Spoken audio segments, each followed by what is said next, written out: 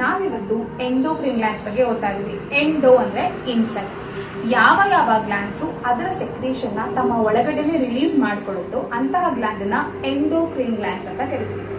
So ಈ ಎಂಡೋಕ್ರಿನ್ glands produce ಮಾಡೋ secretions ನ ಹಾರ್ಮೋನ್ಸ್ ಅಂತೀವಿ. ಸೊ ಈ ಹಾರ್ಮೋನ್ಸ್ ನಮ್ಮ ಬಾಡಿಯಲ್ಲಿ ಡಿಫ್ರೆಂಟ್ ಚೇಂಜಸ್ ನ ತರುತ್ತೆ. ಯಾವ ಚೇಂಜಸ್ ಯಾವ್ಯಾವ ಹಾರ್ಮೋನ್ ತರುತ್ತೆ ಅಂತ ನಾವು ಡೀಟೇಲ್ ಆಗಿ ಓದೋಣ. ಅಂಡ್ ಎಂಡೋಕ್ರೈನ್ ಗ್ಲ್ಯಾಂಡ್ಸ್ ನಾವು ಡಕ್ಲೆಸ್ ಗ್ಲ್ಯಾಂಡ್ ಅಂತ ಕೂಡ ಕರೀಬಹುದು. ಯಾಕೆ ಅಂದ್ರೆ ಅದಕ್ಕೆ ಯಾವುದೇ ತರ ಪೈಪ್ ಲೈಕ್ ಸ್ಟ್ರಕ್ಚರ್ ಆಗಲಿ ಓಪನಿಂಗ್ ಆಗಲಿ ಇರೋದಿಲ್ಲ. ಡೈರೆಕ್ಟ್ ಆಗಿ ಅದರ ಸೆಕ್ರೇಷನ್ ನ ಬ್ಲಡ್ ಒಳಗಡೆನೆ ರಿಲೀಸ್ ಮಾಡುತ್ತೆ. ಸೊ ಗ್ಲ್ಯಾಂಡ್ ಒಳಗಡೆ ಬ್ಲಡ್ ಸಪ್ಲೈ ಇರುತ್ತೆ. ಸೊ ಆ ಬ್ಲಡ್ ಸಪ್ಲೈ ಒಳಗಡೆನೆ ತನ್ನ ಸೆಕ್ರೇಷನ್ ರಿಲೀಸ್ ಮಾಡಿಕೊಂಡು ಅಂದ್ರೆ ಹಾರ್ಮೋನ್ ನ ರಿಲೀಸ್ ಮಾಡಿ ಥ್ರೂ ದ ಬ್ಲಡ್ ಸ್ಟ್ರೀಮ್ ಮುಖಾಂತರನೇ ಅದರ ಟಾರ್ಗೆಟ್ ರೀಜನ್ಗೆ, ಟಾರ್ಗೆಟ್ ಆರ್ಗನ್ಗೆ, ಸ್ಟ್ರಕ್ಚರ್ಸ್ಗೆ ಬ್ಲಡ್ ಮುಖಾಂತರನೇ ಹಾರ್ಮೋನ್ಸ್ ನ ಸೆಂಡ್ ಮಾಡುತ್ತೆ. ಸೊ ಇವತ್ತು ನಾವು ತಗೊಂಡಿರೋ gland thyroid gland. Thyroid gland ಬಂದ್ಬಿಟ್ಟು one of the endocrine glands in the body. ಈ ಥೈರಾಯ್ಡ್ ಗ್ಲ್ಯಾಂಡ್ ಒಂದು ಹಾರ್ಮೋನ್ ಪ್ರೊಡ್ಯೂಸ್ ಮಾಡುತ್ತೆ. ಆ ಹಾರ್ಮೋನ್ ನ ಹೆಸರೇನು? Thyroxine.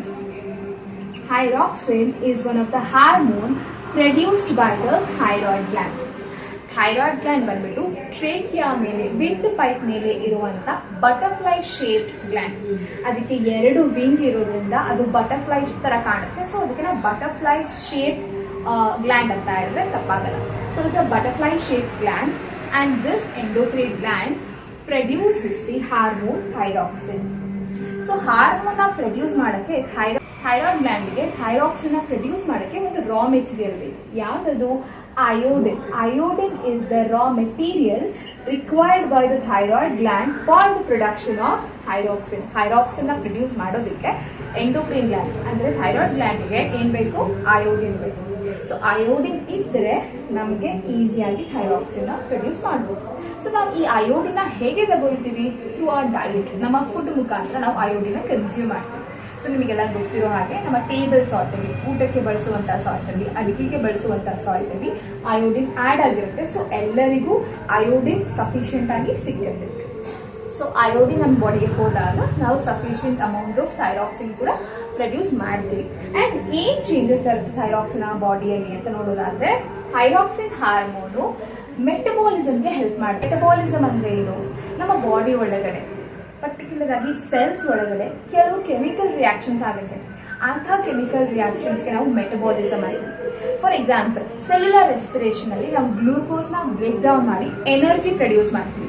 So it is one of the catabolic reaction. ಅಂದ್ರೆ ಇಲ್ಲಿ ಗ್ಲೂಕೋಸ್ ಬ್ರೇಕ್ ಡೌನ್ ಆಗ್ತಾ ಇದೆ. ಸೊ ಅದನ್ನ ನಾವು ಕೆಟಬಾಲಿಕ್ ಅಂತೀವಿ. ಅಂಡ್ ಕೆಲವೊಂದ್ಸಲ ಸಮ್ ಕಾಂಪೌಂಡ್ಸ್ ಆರ್ ಪ್ರೊಡ್ಯೂಸ್ಡ್. ಅಂತಹ ರಿಯಾಕ್ಷನ್ ಅನಬಾಲಿಕ್ ರಿಯಾಕ್ಷನ್ಸ್ ಅಂತೀವಿ. So catabolic chemical reaction, anabolic chemical reaction ಎರಡೂ ಸೇರಿ ನಾವು ಮೆಟಬಾಲಿಸಮ್ ಅಂತೀವಿ. ಆ ಮೆಟಬಾಲಿಸಮ್ ಕರೆಕ್ಟ್ ಆಗಿ ಆಗಬೇಕು ಅಂದ್ರೆ ನಮಗೆ ಸಫಿಶಿಯಂಟ್ ಅಮೌಂಟ್ ಆಫ್ ಥೈರಾಕ್ಸಿನ್ ನಮ್ಮ ಬಾಡಿಯಲ್ಲಿ ಇರಬೇಕಾಗುತ್ತೆ. ಸೊ ಅದು ಒಂದು function, metabolism. Thyroxine helps in the metabolism of the body. So ನೀವೆಲ್ಲ ಕೇಳಿರೋ ಹಾಗೆ ಮೆಟಬಾಲಿಸಮ್ ಜಾಸ್ತಿ ಇದೆ, ಮೆಟಬಾಲಿಸಮ್ ಕಮ್ಮಿ ಇದೆ. ಸೊ ಇದೆಲ್ಲ basically with the help of thyroxine. And next is growth and development.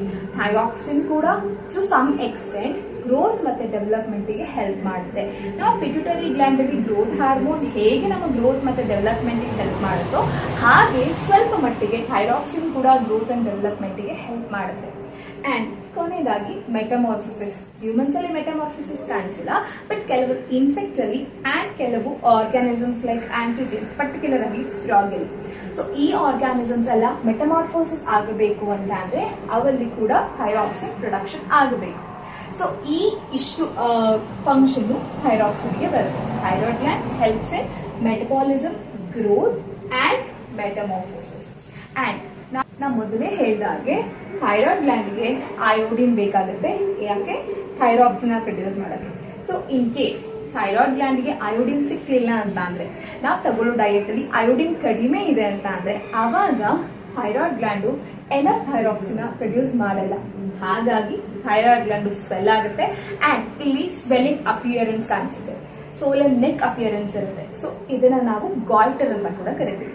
It is one of the deficiency disease. ಯಾವಾಗ ನಮ್ಮ ಊಟದಲ್ಲಿ ಅಯೋಡಿನ್ ಡಿಫಿಷಿಯನ್ಸಿ ಇರುತ್ತೋ, ಅಯೋಡಿನ್ ಕೊರತೆ ಇರುತ್ತೋ, ಆಗ ಥೈರಾಯ್ಡ್ ಗ್ಲ್ಯಾಂಡ್ ಸ್ವೆಲ್ ಆಗಿ ಥೈರಾಯ್ಡ್ ಗಾಯ್ಟರ್ ಪ್ರಾಬ್ಲಮ್ ಕಾಣಿಸ್ಕೊಳ್ಳುತ್ತೆ.